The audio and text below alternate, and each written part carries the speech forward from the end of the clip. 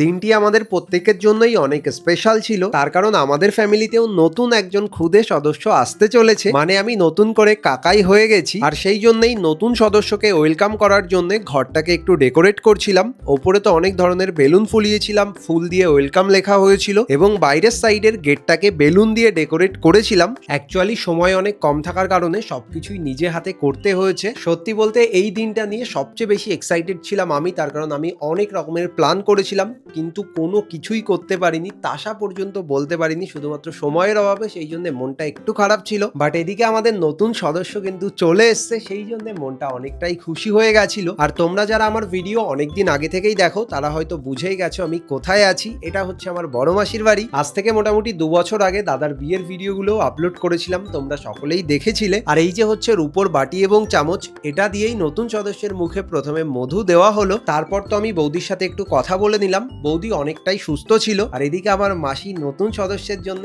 সোনার চাঁদ বানিয়েছিল, সেটাই আমি একবার কপালে ছুঁয়ে দিলাম। সবশেষে পুচকুকে আমিও একটু কোলে নিয়ে নিলাম। আমার না বাচ্চাদেরকে কোলে নিতে বেশ ভালো লাগে, সাথে ভীষণ ভয়ও করে, যেহেতু অনেকটাই ছোট হয় তো হাতের থেকে বেরিয়ে যাবে এইরকম আমার মনে হয়। যাই হোক, তোমরা সকলে কংগ্রাচুলেশনস বলে দিও, যেহেতু নতুন কাকাই হয়ে গেছি। সেই জন্য ভীষণ খুশি ছিলাম, ইভেন বাড়ির প্রত্যেকটা মানুষ ভীষণ খুশি ছিল। আর এদিকে তো নতুন সদস্য পুচকু হাত দিয়ে কাকায়ের আঙুলটাকে চেপে ধরে আছে ঘুরতে যাওয়ার জন্য, মানে কোনো রকমেই ছাড়বে না।